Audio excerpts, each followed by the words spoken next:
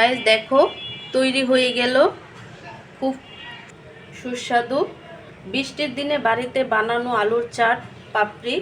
চাট দেখলেই জিভে জল আসে। আসসালামু আলাইকুম, welcome back to my channel. কেমন আছো তোমরা সবাই? আশা করি ভালো আছো।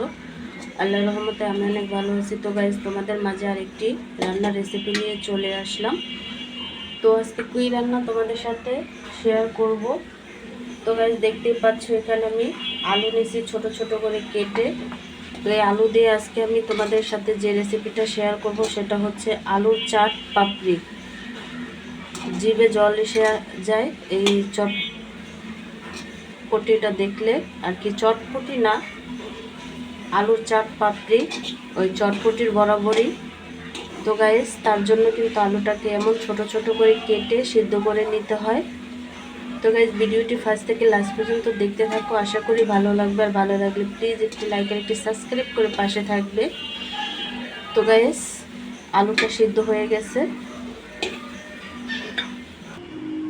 তো গাইস চাট পাপড়িটা তৈরি করার জন্য এখানে আমি ময়দা নিয়ে নিছি। তো দিয়ে দিচ্ছি স্বাদ মতো লবণ, আর দিয়ে দিচ্ছি রান্নার রেগুলার সাদা তেল। তো গাইস এই ময়দাটাকে কিন্তু বেশি ভালো করে ময়াম করার দরকার নেই, কারণ এই পাপড়িটা তো আর ফুচকার মতো ফুলবে না, চ্যাপটা চ্যাপটা হবে। তো এখানে আমি নর্মাল পানি নিয়ে একটা ডো তৈরি করে নেব। তো গাইস পাপড়িটা তৈরি করার জন্য এখানে আমি ময়দাটাকে খুব ভালোভাবে একটা ডো তৈরি করে নিছি। তো এখন আমি লিচি কেটে নেব অনেকগুলো।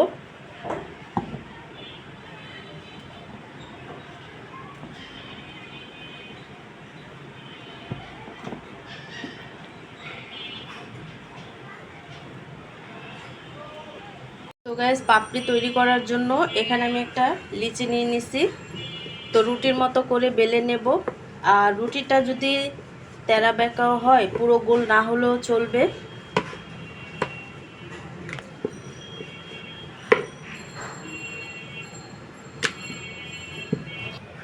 তো গাইস দেখো আমি রুটিটা বেলে নিছি। তো এরকম একটা মুখা দিয়ে আমি পাপড়ির একটা শেপ দিয়ে নিব। তো তোমরা চাইলে যেই কোনো আরেকটু বড় ছোট করে নিতে পারবে। তো আমি এই সাইজেরই কাটবো। তো গাইস দেখো পাপড়িগুলো কিন্তু আমি সাইজ মতো কেটে নিছি। তো এই অবস্থায় কিন্তু ভাজা যাবে না, কারণ লুচি নয়তো ফুচকার মতো ফুলে যাবে। তার জন্য একটা কাঁটা চামচ নিয়ে নিছি। এটা দিয়ে আমি ফুটো ফুটো করে নেব যাতে পাপড়িগুলো ফুলে না ওঠে।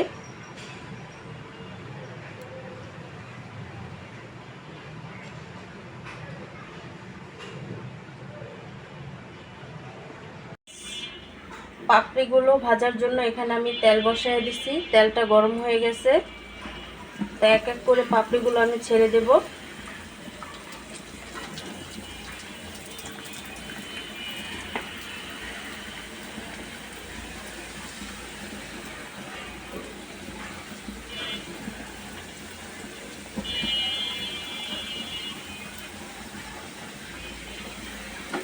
তো একেবারে লাল লাল করে মুচমুচা করে ভেজে নেব।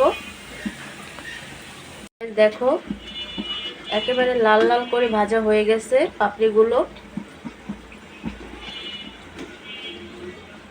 তো দেখো এমন কালার হয়েছে। তো গাইস দেখো পাপড়িগুলো সব ভাজা হয়ে গেছে আমার। আর দেখো একেবারে দোকানের মতো মুচমুচা হয়েছে। তো গাইস পাপড়ি ভাজা শেষ। এখন আমি চাটগুলো তৈরি করে নেব।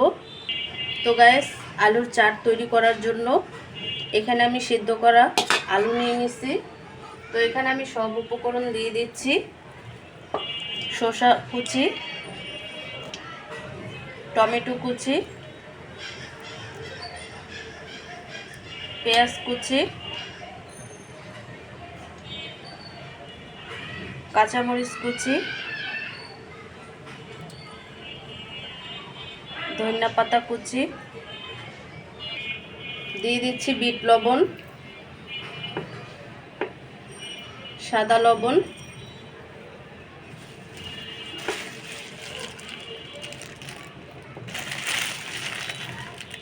দিয়ে দিচ্ছি চিলি ফ্লেক্স। তো যে যতটুকু ঝাল খাও ওই আন্দাজেই কিন্তু ঝালটা দিয়ে নেবে। আর এখানে আমি তেঁতুলের টক কাট করে রেখেছি, তো এগুলো দিয়ে দিচ্ছি।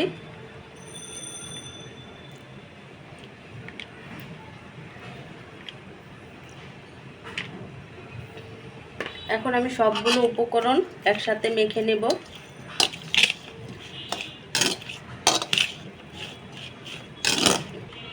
তো গাইস, পাপড়ি চাটটাকে পরিবেশন করার জন্য আমি একটা প্লেট নিয়ে নিয়েছি, তো এখানে আমি পরিবেশন করে নেব।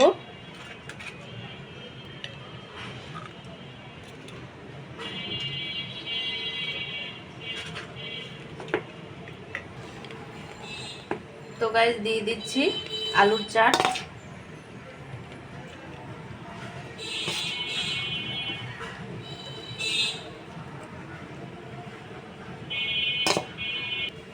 তো গাইস, এখানে আমি দিয়ে দিচ্ছি টক দই,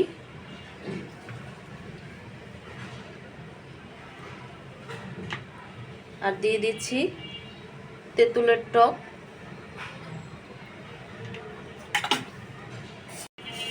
দিয়ে দিচ্ছি ঝুরি ভাজা।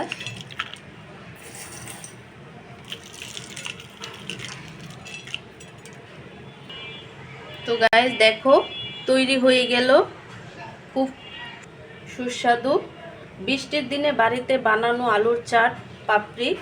চাট দেখলেই জিভে জল আসবে, চাট পাতা। তো গাইস, এই রেসিপিটা কিন্তু বৃষ্টির দিনে খেতে অসাধারণ লাগে। চতুর্দিকে বর্ষা আর বৃষ্টি, তার মধ্যে যদি হয় এমন একটা রেসিপি, তাহলে তো কথাই নেই। বিকালে কিন্তু আড্ডাটা খুব জমে যাবে। আর এই চাটটা কিন্তু খেতে অসাধারণ লাগে, দেখতেই পাচ্ছ, কারণ খুবই অসাধারণ চাট। খেলে কিন্তু খুবই ভালো লাগে। আর ঝালটা কিন্তু একটু বেশি দিয়ে নিবে, তাহলে তোমরা খেতে একটু টেস্ট পাবে। আর যে যেমন ঝাল খাও তেমন দিলেই হবে। তো গাইস, দেখতেই পাচ্ছ, বিকেলে কিন্তু এমন একটা রেসিপি হলে কথাই নয়। তো গাইস, আজকের রেসিপিটা কেমন লাগছে অবশ্যই কমেন্টে জানাবে। তো অন্য কোনো রেসিপি নিয়ে তোমাদের মাঝে আবার চলে আসব। আজকে এই পর্যন্তই। সবাই সুস্থ থাকবে, ভালো থাকবে।